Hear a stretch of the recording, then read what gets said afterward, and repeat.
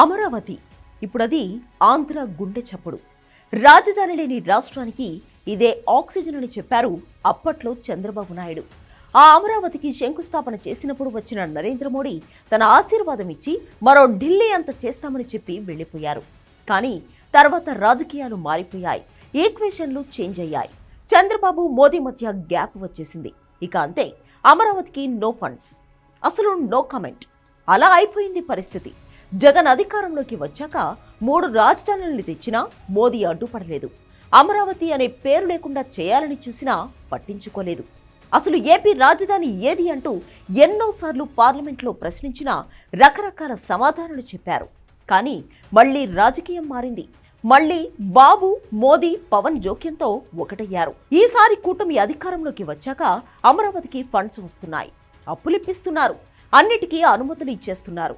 2014లో ప్రకటించిన smart city హోదా ఇప్పుడు కూడా ఉందని క్లారిటీ ఇచ్చారు. అమరావతి ఇక లేదు అనుకున్న పరిస్థితి నుంచి మళ్లీ అదే అమరావతి వెలిగిపోవడానికి అవసరమైన కసరత్తంతా కూటమి ప్రభుత్వం చేస్తుంది. అందుకే రీలాంచ్ కార్యక్రమం పెట్టింది. దీనికి నరేంద్ర మోడీ హాజరవుతున్నారు. అయితే ఈసారి నరేంద్ర మోడీ ఏం చెబుతారు? మళ్లీ కబుర్లు చెప్పి విడిపోతారా, లేక సాలిడ్ గా ఏమైనా చెబుతారా? ఇదే చర్చ ఇప్పుడు నడుస్తోంది.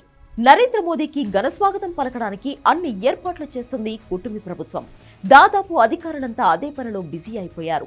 మంత్రులు సైతం అదే పరిస్థితి. అయితే ఎన్ని పాటలు అన్నీ కూడా నరేంద్ర మోడీని ప్రసన్నం చేసుకుని అమరావతికి కావలసిన వరాలతో పాటు రాష్ట్రానికి కూడా కొత్త వరాలు పొందడానికి అనడంలో సందేహం లేదు. ఇప్పటికే పోలవరానికి సైతం నిధులు ఇచ్చారు, పైగా కొత్త అనుమతులు కూడా ఇచ్చారు. ఎగ్జిక్యూషన్లో కొంత కన్ఫ్యూజన్ ఉన్నా విశాఖ రైల్వే జోన్ కూడా ఓకే అయిపోయింది. విశాఖ స్టీల్ ప్లాంట్కు సైతం నిధులు ఇచ్చి మళ్లీ సెట్ చేశారు. కానీ వాటన్నిటికీ మించి చంద్రబాబు మోదీ నుంచి ఏదో ఎక్స్పెక్ట్ చేస్తున్నారు. అదేంటనేది ఇప్పుడు అందరూ చర్చించుకుంటున్నారు. ప్రత్యేక హోదా లేదు, ప్రత్యేక ప్యాకేజ్ అప్పుడు రిజెక్ట్ చేశారు. తర్వాత దాని ఊసు కూడా లేదు. ఇప్పుడు ఏమడుగుతారు? ఆయన ఏమిస్తారు? వాస్తవానికి రాష్ట్ర ఆర్థిక పరిస్థితి కష్టంగా కాదు, ఘోరంగా ఉంది. మరోవైపు గెలుపు కోసం సంక్షేమ పథకాలు భారీగా ఆఫర్ చేశారు.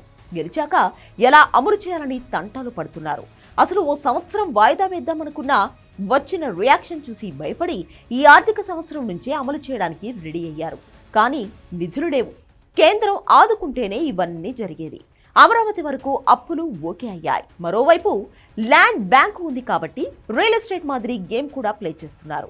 ఎటొచ్చి పథకాలకు అవసరమైన నిధులు ఫిలప్ చేయడం అసలు టాస్క్. అయితే బీజేపీ, మోదీ కూడా సంక్షేమ పథకాలకు వ్యతిరేకం.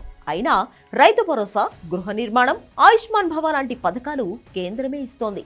ఎన్నికల సమయంలో మేనిఫెస్టోను పట్టుకోవడానికి సైతం బీజేపీ నేతలు సిద్ధపడలేదు.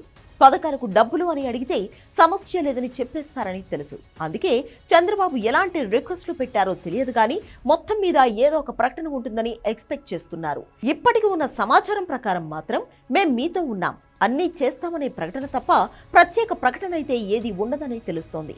ఎన్డీఏ ప్రభుత్వమే కాబట్టి అన్ని విధాలా సహకరిస్తారని అనుకుంటున్నారు. అయితే అమరావతి వేదికపై ప్రత్యేక ప్రకటన అయితే ఉండదని మాత్రం సమాచారం. మరి ప్రతిపక్షాలు ఏం ప్రశ్నిస్తాయో, కూటమి నేతలు ఏం సమాధానమిస్తారో చూడాలి. ఆల్రెడీ కాంగ్రెస్ నేత షర్మిల గొడవ షురూ చేశారు. ఈసారి కూడా మట్టేనా, ఏమైనా ఉందా అంటూ ప్రశ్నించారు. దీనిపై బీజేపీ కూడా గరం అయింది. మరేం జరుగుతుందో కొన్ని గంటలైతే తేలిపోతుంది.